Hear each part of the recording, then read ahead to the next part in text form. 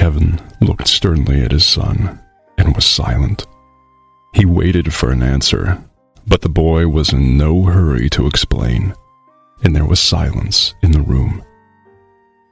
"What's going on here?"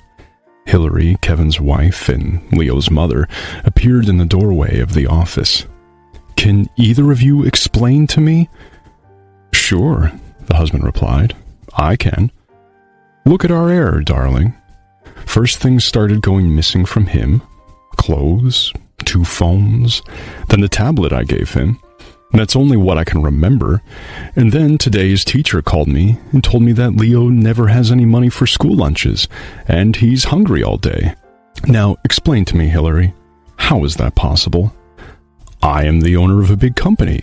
You have a cosmetics business, but our son is always hungry because he doesn't have money for food." "I'm not hungry," 8-year-old Leo frowned. "Then explain what you do with all the pocket money I give you. Why does your teacher call me and tell me you don't eat lunch at school and you are hungry every day? Why don't you buy yourself a proper lunch like all the other kids in your class?" "You're embarrassing me," the father said sternly to his son. Hillary had never seen her husband in such a condition and rushed to calm him down. "Hold on, Kevin. Let's get this sorted out. Leo, are you saving money for something?" his mother asked. "No." "Maybe someone is bullying you and taking your money away?" "No, no one is taking it away." Hillary fluttered her hands. "Then maybe you can explain to us what's going on." "No, nothing is going on." "Well, I don't know," Kevin burst out. "What should I do about this situation?" "Here's the deal. You're not getting any more pocket money. Got it? Until you tell us where you're spending it." "Understood," the boy nodded. "Can I go now?" "Get out of my sight," Kevin shouted. And when he walked out, Kevin turned to his wife. "Hillary, I don't understand what's going on with him." "Don't get upset, honey." Hillary walked over to her husband and began massaging his shoulders. "Maybe our little boy fell in love with some girl and buys her some gifts. He's growing up, Kevin. He's no longer the little boy who always obeyed us. By the way, Leo has completely copied your personality. He's going to be as tough as you are. But I love my family very much, and I won't let anyone hurt them," Kevin said. "I know that, my love. I know that, and I appreciate it very much. Trust me. My God, how lucky I am to have met you." In a burst of tenderness, Hillary leaned over and kissed her husband. With a deft movement, he immediately put her on his lap and kissed her back. They had been married for 10 years, but love, passion, and tenderness had not gone out of their relationship. Kevin and Hillary truly loved each other and couldn't even imagine cheating. They trusted each other in everything. But 8 years is a long time, and Hillary was sometimes sad and even cried quietly when her husband did not see her, regretting that she could not give him a daughter. They both loved Leo very much, and though they often spoiled him, they tried to educate him strictly so that he would not grow up to be a slacker.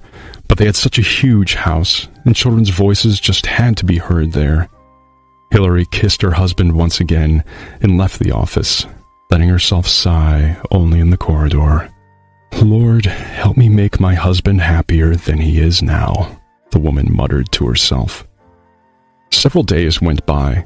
One day, Hillary got a call from an unknown number. She answered, and her face immediately changed, and tears appeared in the woman's eyes. "Kevin," she turned to her husband, "Mom's been taken to the hospital with a heart attack." He immediately got up. "Come on, let's go. We'll sort everything out on the spot." The doctor said that the attack had passed and everything would be fine now, but constant nursing care and monitoring are necessary. "Mom, do you realize now that you're better off living with us?" Hillary asked. Ms. Lewis nodded and tears appeared in her eyes. "Mammy, come on, please don't worry." Hillary rushed to comfort her mother. "Ms. Lewis," Kevin added, "you will have your own room and a personal nurse." Thank you, children," the woman whispered, and weary of the conversation, closed her eyes. Kevin said goodbye and left, and Hillary stayed by her mother's side, unwilling to leave her alone with her misfortune. The relationship between them had always been very warm. Hillary was Ms. Lewis's only daughter, and for many years they lived together without letting strangers into their lives. Hillary never knew her father, and Ms. Lewis was unwilling to reveal that she had become pregnant by the married man she loved more than life. To be fair, initially, Ms. Lewis did not know he was married. He only told her after she got pregnant. Then he told her he wasn't going to leave his wife. Ms. Lewis then packed her bags and left her town for good. She never saw him again, and he never tried to find her. She decided to devote herself entirely to her daughter. They lived in a small town. Ms. Lewis worked in the canteen, and it helped them not to starve, even in the hardest times. Ms. Lewis had no more serious relationships with men because she no longer believed in the sincerity of men's feelings. As the years passed, Hillary grew up, trained as a hairdresser, and began to work in one of the beauty salons. One day, a very irritated client came to her. He was upset with a haircut he got at one of the salons, and he asked her for at least a little correction of the inexperienced master's mistake. "You see, I came to this town on business matters," the client said angrily. "And how can I show up to investors with a haircut like that?" Smiling, calm, Hillary not only fixed the man's haircut, but also managed to calm him down, to dissipate his unpleasant thoughts. In the evening, he came to her with flowers and invited her on a date. That is how Hillary met Kevin, and soon she became his wife. Before the wedding, Kevin took the girl to his city, and 3 years later, Miss Lewis moved there. But she adamantly refused to live in their house, explained that she did not want to disturb them. Then Kevin helped her buy a cozy apartment downtown, where she now lived. Often, Miss Lewis asked them to bring her grandson to her, and she gladly was taking care of him, adoring the boy more than anything else in the world. When he was born, Miss Lewis was the first to take him in her arms. She was by her daughter's side all the time, and it so happened that when Hillary was in labor, Kevin was on a business trip abroad, and returned when Leo was 3 weeks old. Since then, 8 happy years have flown by. But now Ms. Lewis was distressing her daughter, and her health had taken a strange turn for the worse. Her heart began to ache frequently, and she had to be under constant medical supervision.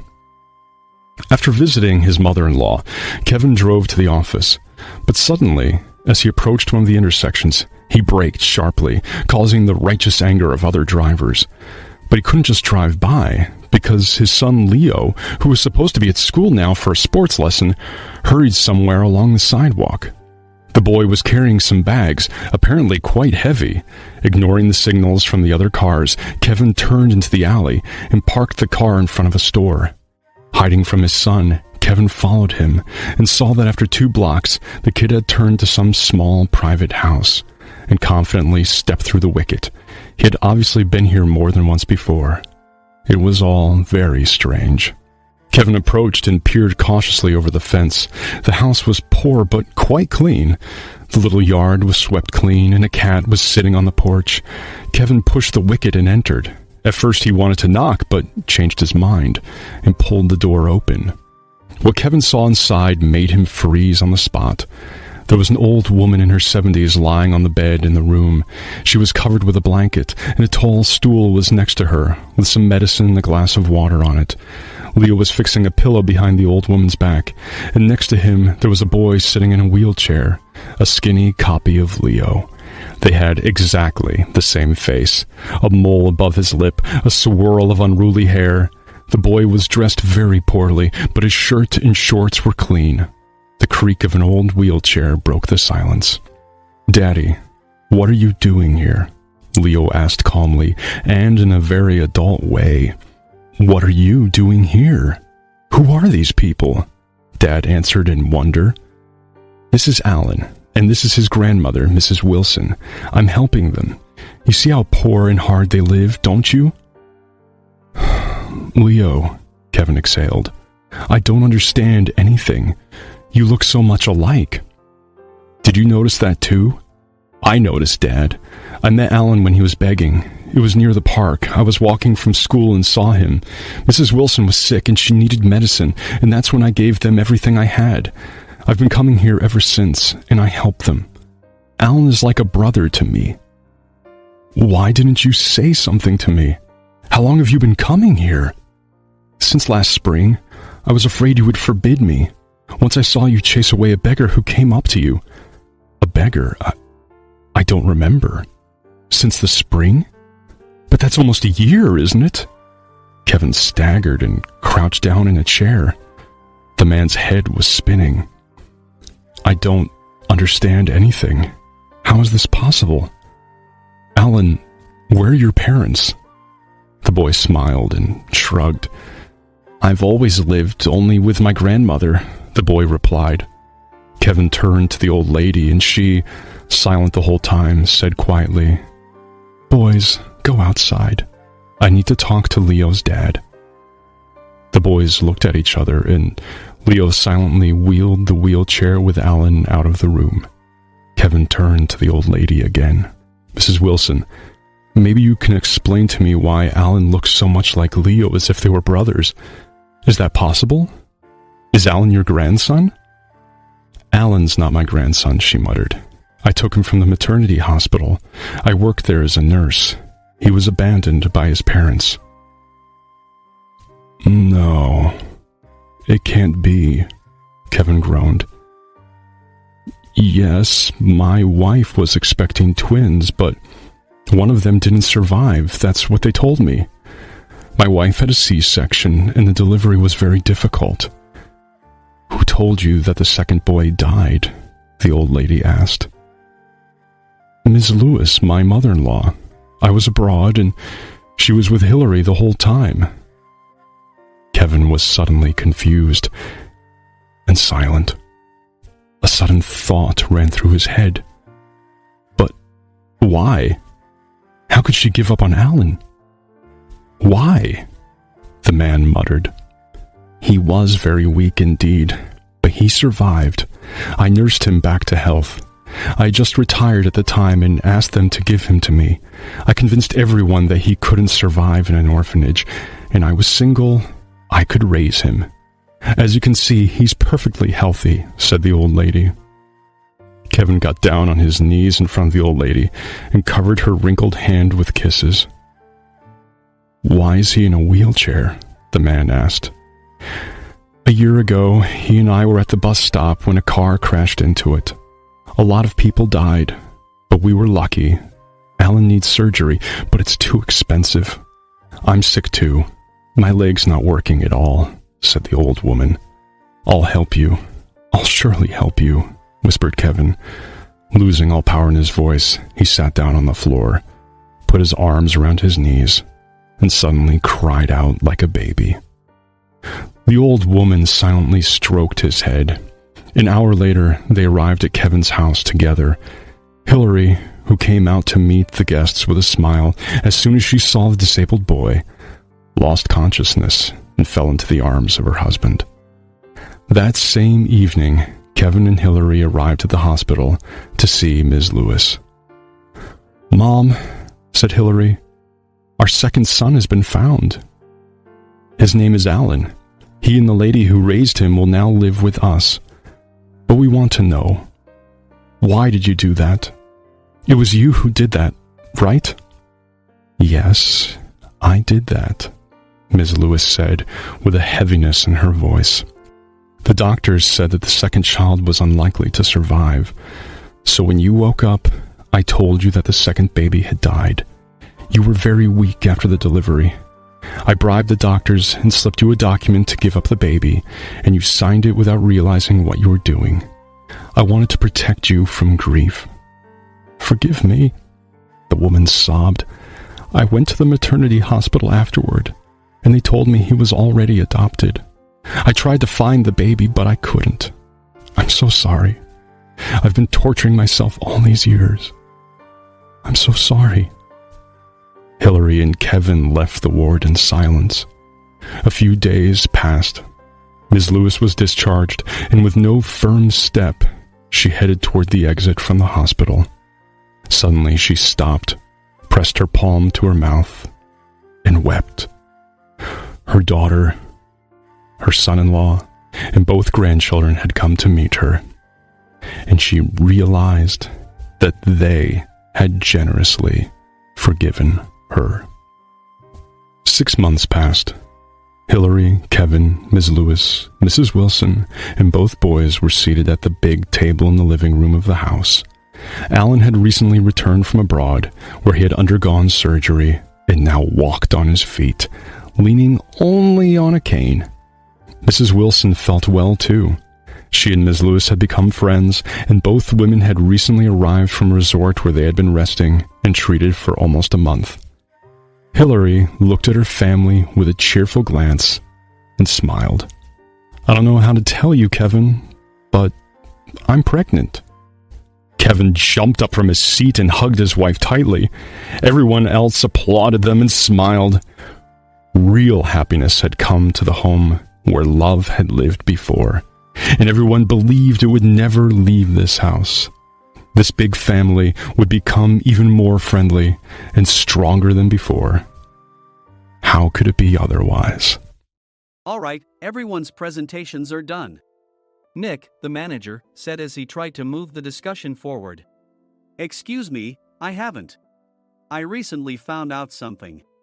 Nick interrupted me and began to speak. "There's apparently someone in this department who didn't graduate high school and is just a part-timer. Meetings should be for employees only." "Absolutely right." His lackey, Mike, of course, agreed with Nick. "I'm leaving." After leaving the meeting room, I started to shut down my computer.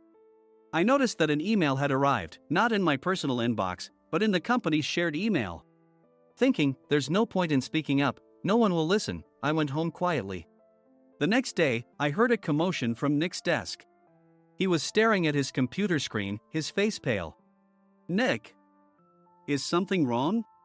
Mike looked at the screen with him. And he turned even paler than Nick. Why is he so angry? Knowing the reason for Mike's distress, I thought to myself, serves them right. My name is Adam. My mother passed away when I was in the 9th grade, and I was raised by my father.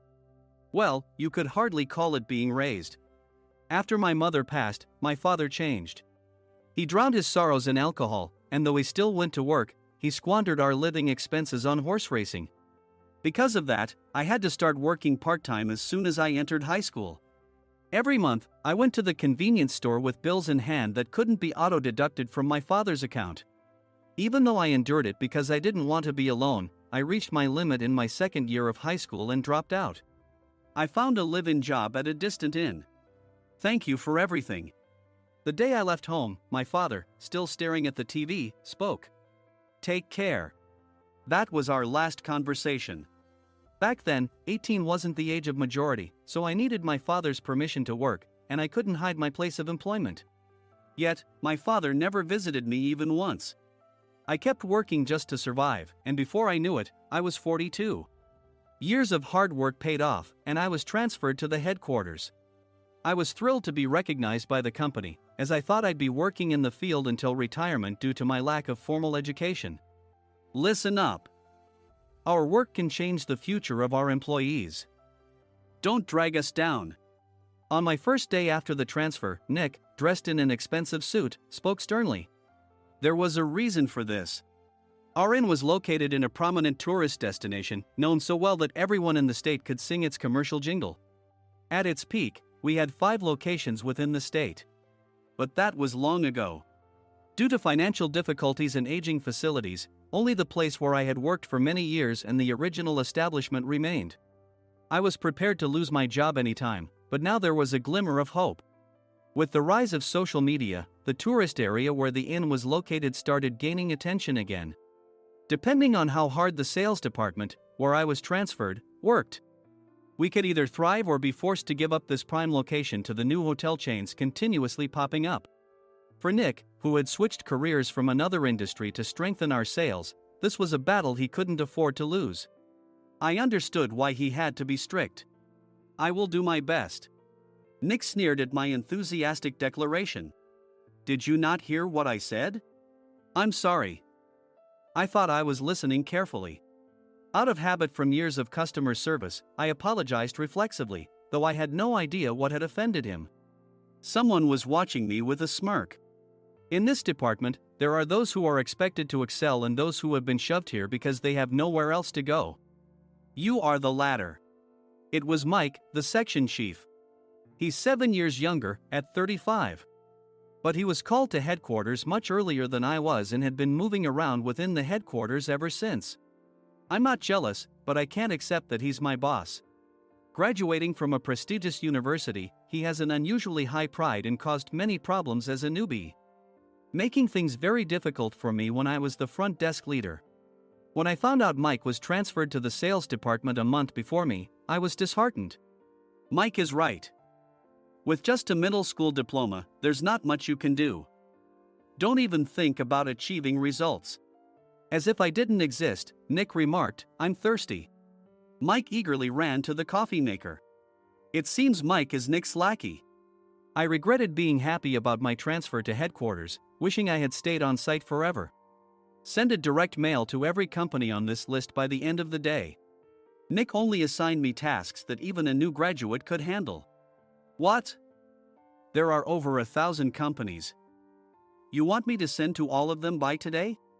Yes, if you and your fellow misfits split the work, even those with nowhere else to go should finish by today. I glanced at the employees typing away expressionlessly. They were worn out from customer service, only thinking about leaving on time, or were women reassigned after having children, with zero motivation for work. Even Sam, a new graduate from the same university as Mike, who was supposed to be among the expected achievers, had no enthusiasm for the job, having joined the company wanting to do customer service. "I don't care what they say, I plan to quit any time," he said. Only Nick and Mike were highly motivated, making all the decisions between the two of them. I originally only wanted to work at the inn to survive and had no particular attachment to this job. I swallowed my words, thinking I had no right to reprimand them. About a month after the transfer, Nick told us with a frustrated look. To commemorate the 50th anniversary, we've decided to create a plan exclusive for one group per day. Originally, Mike and I were supposed to come up with it, but our president, Mr. Thompson, insists on hearing everyone's opinions. So, you all get a chance. As Nick explained, Mike began handing out prints. Make sure not to embarrass Nick. If your ideas are half-baked, you'll have to redo them. It seemed that they had printed his handwritten notes by Mr. Thompson, which included several questions and a section for free responses. It made sense why Nick had to seek our input, given that all responses had to be submitted to Mr. Thompson. We were given a week to think about it, and a meeting was scheduled to compile our ideas. My plan is to let guests enjoy both the old and modern America. Nick began the presentations.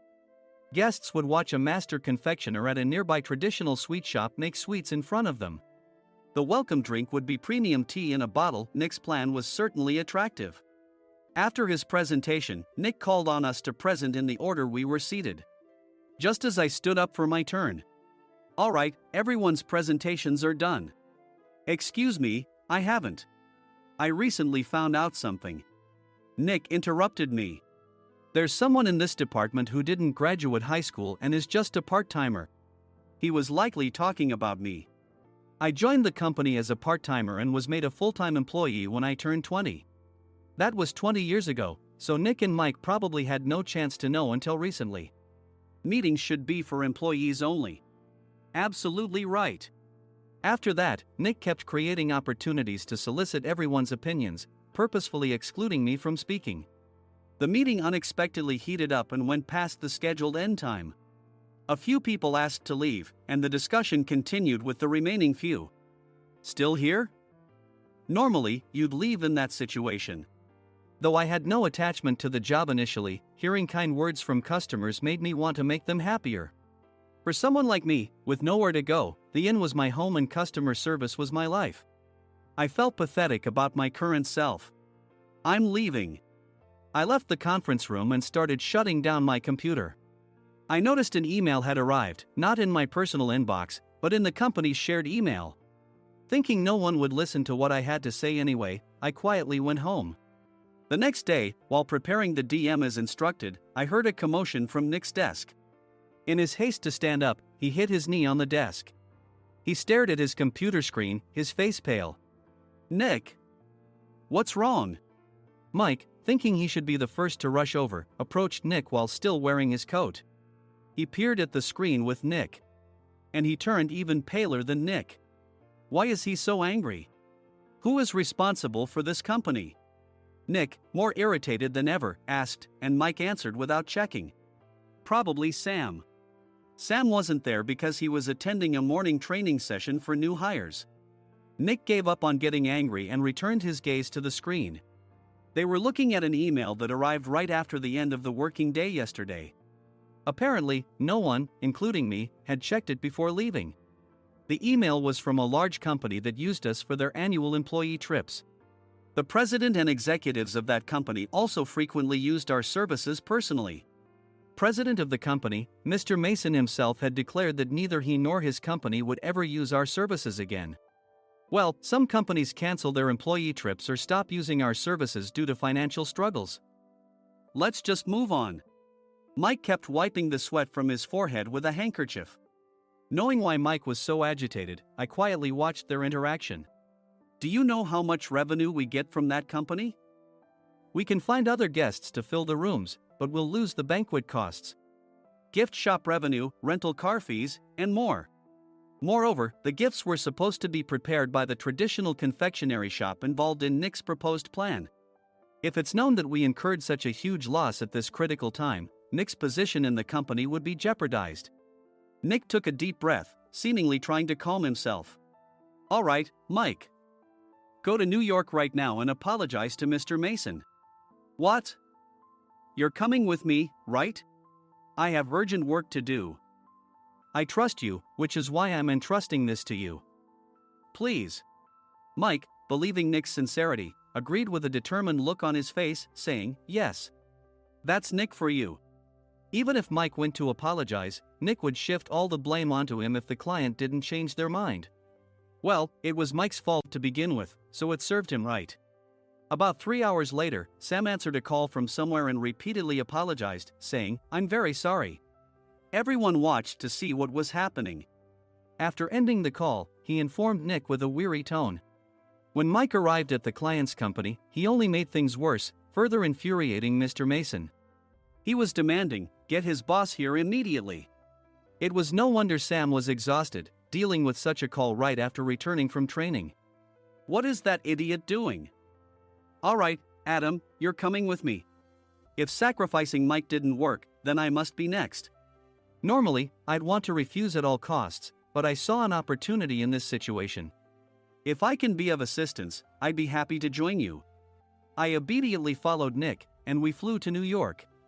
When we introduced ourselves at the reception, it became clear how serious the situation was, as the receptionist personally escorted us to the president's office. Angry voices leaked through the door, making both Nick and me uneasy. Excuse me. I'm Nick, the supervisor. I understand my subordinate has caused you trouble, and I deeply apologize. Nick, with his experience in the corporate world, knew enough to offer an apology before excuses. However, his customer service skills left much to be desired. I sighed as I saw Mike trembling like a small dog in the corner of the room. What kind of training are you giving your subordinates? Mr. Mason glared at Nick with a red face. The intensity of his gaze made even Nick take a step back. Regrettably, I joined this company only 2 years ago and was unaware of Mike's issues. I should have identified his shortcomings sooner. Indeed. I should have realized sooner. No sensible person would come to apologize and then give a lengthy presentation on the drawbacks of not using their in. Nick froze, his mouth slightly open. Suspecting the worst, I picked up the documents that had fallen to the floor. It seemed Mike hastily prepared these documents on the plane, listing the disadvantages. Disadvantage 1: if you change the venue for the company trip, employees might suspect it's for cost-cutting reasons, leading to a negative impression. Reading it aloud half-jokingly, Nick snatched the papers from my hand and checked the contents with a furious expression. Among the stack of documents was a receipt from a nearby convenience store's copy machine. I felt a pang of dread, hoping he hadn't shown the receipt as well. What do you think he said when I asked what kind of nerve he had to do this? I'm very sorry. Faced with the dire situation, Nick must have thought there was nothing left to do but apologize. In a voice smaller than I'd ever heard from him, he uttered words of apology. He said, I'm a Harvard graduate. I don't believe I said anything wrong. Mike! What have you done? Forgetting his plan to pin the blame on Mike, Nick yelled loudly, even in front of Mr. Mason. I didn't do anything wrong. You're still saying that? Look at him. Mike pointed at me with a shaking hand. I was assigned to headquarters in my 20s and now I'm a section chief. This guy only made it to headquarters at 42. Everything I've done proves I was right. So why are we losing the contract? Having said his piece, Mike collapsed to the floor. Of course. You were sent there because you had nowhere else to go. Mike never expected to hear such words from someone he looked down upon. He lunged at me, and Nick hurriedly stepped in to stop him. Mr. Thompson told me Mike is a quick thinker, and to take good care of him. There's no way he was pushed aside. Don't make things worse here. He didn't say quick thinker, he said only quick-witted, didn't he? I don't remember that part. I recalled the many troubles Mike caused when he was a newbie. When Mike was on the front line, his pride was so high that he never apologized to customers. Customer service, especially in our job, doesn't work alone. It brings both good and bad situations. If the front staff or housekeepers made mistakes, or the cleaning company didn't properly clean a room, one had to apologize to the customers regardless of personal fault. Mike, in such situations, would never apologize, insisting he wasn't at fault. This often angered customers, and as the front desk leader, I frequently had to apologize on his behalf. He caused complaints and disrupted operations, which is why he was quickly moved to headquarters. In departments where he didn't interact directly with customers, his quick thinking was beneficial and things went well. But it seemed his flaws were starting to show. Corporate reservations are supposed to be entered into the system by the sales representative. But a quick check yesterday revealed that more than 10 items were missing from the client's reservation. The handover document clearly stated what needed to be prepared. Why didn't you enter it into the system? Why do we have to give them special treatment? Filling rooms near the banquet hall, setting up all the food in advance. Specifying the brand of wine, they're too demanding. No wonder he always angered customers, I thought, feeling a headache coming on. Grouping them in rooms near the banquet hall is for our benefit too. It makes it easier for the staff to set up beds and serve breakfast since everyone's schedule is synchronized. As for the other requests, Mr. Mason suggested them to lighten our load. I didn't know that. Nick finally seemed to realize that Mike was the one who had angered the client. What did you say to them? I just told them we wouldn't give them special treatment anymore. We shouldn't waste effort on things that don't bring in money. I was utterly exasperated at his lack of understanding of customer service. Of course, we shouldn't comply with unreasonable demands. But carrying over successful practices from past stays makes customers feel remembered and enhances their experience. Good memories encourage repeat visits. That's part of our job. I looked down at Mike, who was sitting on the floor. In our job, nothing is a waste. Mr. Thompson likely moved you to the sales department, hoping you'd finally understand this. How do you think he feels now that you've failed to meet his expectations? Mike, tears in his eyes, fled the president's office. I was amazed he still hadn't apologized. You have it tough, Adam. It's okay, we're all employees of the same company. I deeply apologize for this disrespectful incident. Especially after all the care you've shown us. If it weren't for you, Adam, I really would have stopped staying here. When I heard you were moving to the sales department, I was willing to reconsider if you handled it. Seeing us talk so amicably, Nick's face contorted. Do you two know each other? Adam's service is excellent. I always requested him specifically. Normally, we don't accept specific staff requests, but we made an exception for Mr. Mason, adjusting my shifts accordingly. He had personally stayed at our hotel just before my transfer, and during casual conversation, I mentioned, I'm moving to the sales department soon. If I hadn't told him then, things could have been much worse. Please continue to take care of us. I look forward to it. On the return flight, Nick awkwardly offered me a can of beer. It's still working hours. Of course, I had no intention of forgiving him for a single beer. Nick might try to pin everything on Mike and avoid any consequences. While pondering this, a startling fact came to light. Nick, the tea bottles for the plan have arrived. I handed Nick a bottle labeled with our inn's name. They look good. What are you talking about? These are plastic bottles. I had assumed we would use the trendy, high-end bottling tea. But what arrived were ordinary plastic bottles of tea with customized labels. The only unique aspect was the label, which had the inn's name, making it look customized. Upon further investigation, I discovered that a substantial amount of money was set to be paid to the tea company. It was priced like bottling tea. Does this plastic bottle really cost $100 each? The tea inside is specially blended for us. The extra cost is for that. Wouldn't it be better to use another tea company? Or is there a specific reason we must use this one? As Nick continued to make excuses, I showed him a printed email.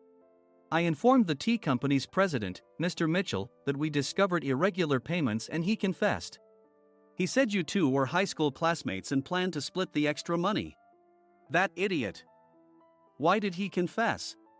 That's not important. You should worry about yourself, this could turn into a police matter. Opening the bottle cap, I suggested. How about calming down with this tea? It supposedly has a relaxing effect. Nick drank the tea frantically.